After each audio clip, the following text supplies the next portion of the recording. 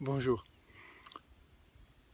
Récemment, une amie m'a demandé de faire une vidéo sur l'héritage. Qu'est-ce que, en tant qu'homme, je lègue, je laisse un héritage pour mon enfant ou pour les enfants. Alors, toutes mes vidéos sont faites en cohérence avec l'unité. Je vis ma vie dans la cohérence avec l'unité, en tout cas autant que possible. Et je dirais que pour répondre à cette question, je peux donc le voir sous deux angles. Je peux le voir sous l'angle traditionnel de la dualité. Et dans la dualité, tout ce que je vois existe. Et du coup, mes enfants existent. Le passé existe. Et il y a un futur.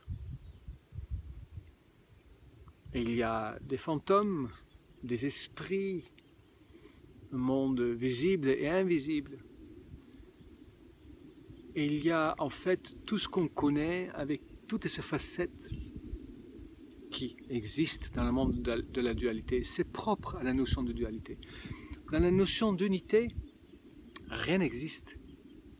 Tout ce qui existe, en fait, c'est l'illusion de tout ce que je viens de dire. Ça veut dire que tout n'est qu'énergie. Et dans cette énergie, il n'y a pas d'espace ni le temps. Donc le passé n'existe pas, le futur n'existe pas, l'ailleurs n'existe pas. Dans la dualité, l'ailleurs existe. Dans l'ici et maintenant, l'ailleurs n'existe pas. Parce qu'il n'y a que l'ici et maintenant, il y a juste un endroit. Donc, si je réponds à cette question, je peux répondre de deux manières. Dans la notion de dualité, de manière traditionnelle, et je pense que quelque part, mon ami attendait cette réponse, mais qu'est-ce que je lègue aux enfants? Mais dans ce cas-là, je dirais, mais je les lègue un monde meilleur. Si moi, j'évolue en tant qu'homme, si je fais grandir ma conscience, si je prends soin de la terre, si je prends soin de mon prochain, si je prends soin de mes blessures, si je dépasse mes blessures, si je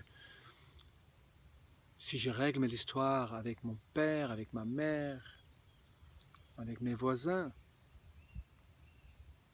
je serai donc un meilleur exemple pour un fils ou une fille, bien évidemment. C'est pareil, quelque part.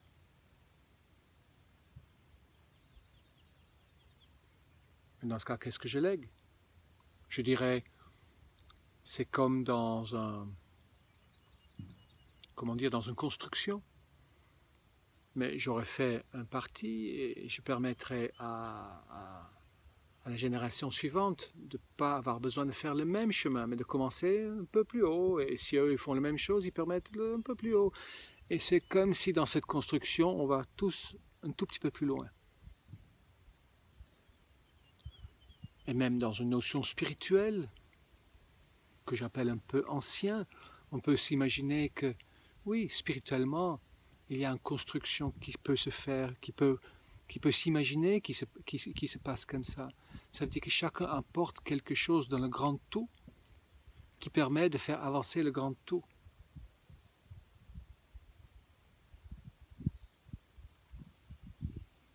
Pour arriver quelque part, on ne sait où. Dans la dualité, tout ce que je connais, c'est que l'être humain répond à une demande aussi qui vient donc de l'extérieur, la demande d'un Dieu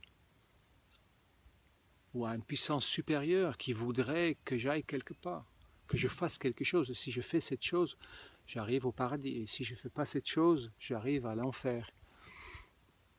Dans la dualité, effectivement, cette construction m'amène au paradis. Et que ce soit conscient ou inconscient, inconsciemment ou consciemment. quelque part, il semblerait que nous soyons motivés par quelque chose de cet ordre. Alors, je ne vis pas comme ça.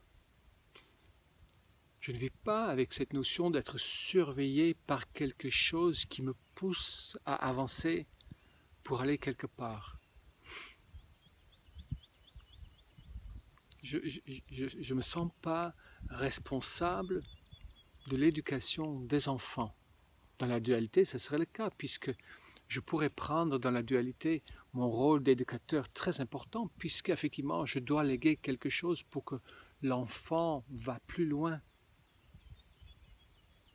puisque ça existe réellement. J'espère que vous comprenez ce que je dis. Si vous ne comprenez pas, je vous conseille de regarder des vidéos un peu depuis le début. Je m'imagine que certains parmi vous regardent les vidéos comme ça. Mais si vous avez du mal à comprendre mon langage, regardez les vidéos 2, 3, 4, 5, 6. Les 15 premiers parlent bien de ma manière de voir les choses, la base de mes réflexions. Donc dans la dualité, c'est vrai que je peux me sentir responsable et donc me sentir missionné, sentir que c'est important. Je peux donc sentir une pression et donc aussi une culpabilité que si je n'y arrive pas. Pour moi, même si du coup ce que je fais peut être juste, elle peut être aussi complètement à côté. Dans ma notion d'unité, dans ma cohérence avec l'unité, la partie divine que je suis sait que je suis en train de jouer un jeu.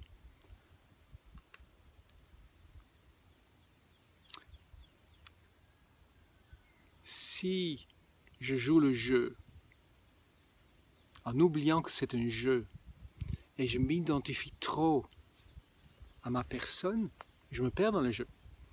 Comme si, je sais pas, si dans un jeu de théâtre, je joue le rôle d'Hamlet et je rentre à la maison et je continue à jouer Hamlet parce que j'ai oublié que je suis Michael. Si je m'identifie trop à ma personne, je me perds dans le jeu. Et je pense que c'est ce que nous faisons tous. Parce que nous ne savons pas que c'est un jeu. Nous avons perdu la connexion avec cette conscience que nous sommes tous un. Donc nous prenons logiquement ce que nous voyons pour la réalité. Ce que nous percevons est forcément vrai puisque nous le percevons.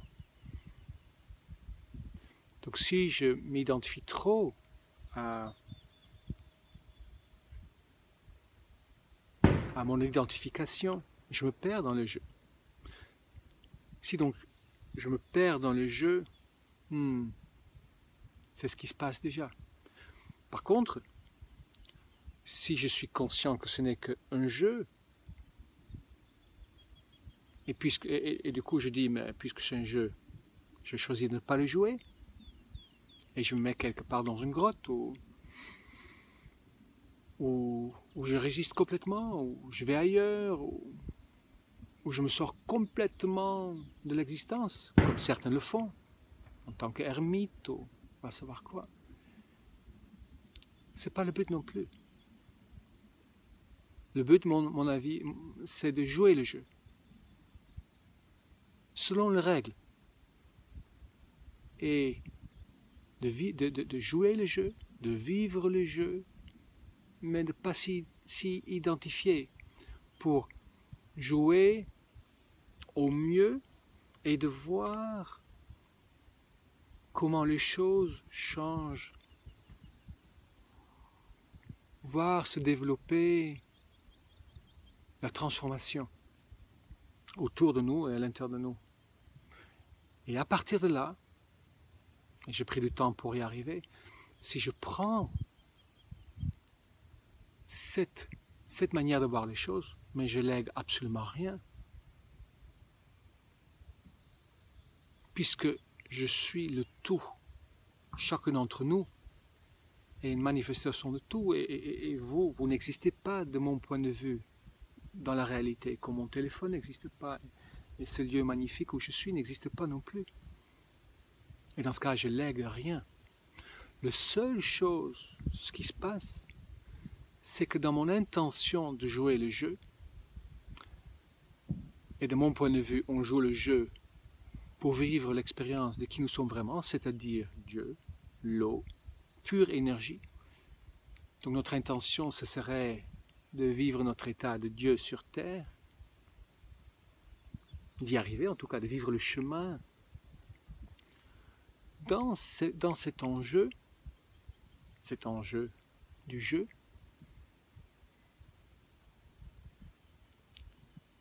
moi-même et toutes les formes que je peux prendre dans l'existence n'arrête pas le jeu tant qu'il n'est pas acquis. Tant que je n'ai pas réussi mon objectif, je continue. Si ça se transmet de vie en vie dans la notion de dualité, on appelle ça karma. C'est-à-dire que si en tant qu'entité énergétique, unitaire, je choisis d'aller vers cette expérience, toutes les facettes qu'on peut appeler les facettes de la création, de la manifestation, du monde perçu, jouent ce jeu jusqu'au moment que le tout soit devenu conscient du un et le vit dans le deux. C'est un peu compliqué ce que j'ai dit, mais si vous avez suivi, je pense que vous comprenez. Qu'est-ce que je lègue? Je lègue quelque chose à moi-même. Si maintenant je meurs, il n'y a aucune raison pourquoi je mourrais, sauf si je me mets en échec, si je ne peux pas aller plus loin dans mon expérience. Si maintenant je meurs, ce que j'amène avec moi, c'est l'évolution que j'ai faite.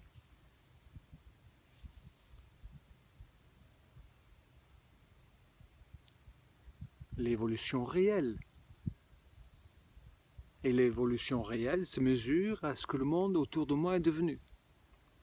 Si moi je pense que je suis très évolué et je me trouve entouré des cons, mais ça veut dire que je suis toujours un con. Je peux penser ce que je veux de moi. Le monde est fait à mon image et ma ressemblance. Pour chacun d'entre nous. C'est le principe même du miroir. C'est ça que j'amène avec moi. C'est ça que je laisse comme héritage à n'importe quelle forme de mon soi. N'importe quelle forme que mon soi peut prendre. Donc je ne lègue pas à mes enfants. Mes enfants, c'est une forme. Je lègue ça à mon soi. Mais de mon point de vue, si je meurs, et ça a l'air très mégalo, très bizarre, mais si je meurs, tout cesse. Puisque je suis quelque part le tout, comme vous l'êtes aussi. Donc le jeu continue jusqu'au moment qu'elle est acquis. Mais je ne lègue rien à personne d'autre que quelque part à moi-même. Parce que la conscience, de mon point de vue, reste. Et cette conscience, elle continue où elle a pu rester. C'est comme si j'ai fait une estafette. Ça veut dire que je commence une partie et je reprends, et c'est moi-même qui continue à courir, et je reprends chaque fois où ça reste. Cette construction, je le fais moi avec moi. C'est mon soi qui fait ça avec chaque facette que peut prendre ce soi. Dans l'unité, je ne lègue rien. Et ça me permet justement de lâcher toute responsabilisation. Je suis responsable de ce que je fais, ce que je pense, de ce que je dis et de ce qui en suit. Et ça s'arrête là. Et de ce que j'en fais, bien sûr. Mais si je sais que j'ai nulle part à aller, rien à faire, aucun niveau à atteindre, rien à léguer, mais toute pression tombe et ça me permet justement d'entrer dans l'ici et maintenant. Et tout le monde sait, tout le monde qui fait un cheminement spirituel sait que quelque part, nous cherchons à atteindre cet endroit de paix où il n'y a plus rien à atteindre. Mais s'il n'y a rien à atteindre, il faut comprendre qu'il n'y a pas de pression. Et s'il n'y a pas de pression, c'est qu'il n'y a pas de but. Et pour qu'il n'y ait pas de but, il n'y a rien à léguer. C'est un peu simpliste peut-être ce que je dis. Dans la dualité, j'ai quelque chose à léguer, ça me crée une pression et ça me sort en fait de mon soi. Ça me met hors de mon soi. Dans la notion d'unité, j'ai rien à léguer. Et je peux être tranquille. J'ai juste à vivre ma vie. Et d'être conscient de ce que je suis en train de transformer dans le jeu que je vis. Voilà. Oh, je ne fais que me répéter encore et encore et encore. C'est ce que je voulais partager avec vous ce matin. Je vous souhaite une très très belle journée, même si elle n'est qu'illusoire. À très bientôt. Au revoir.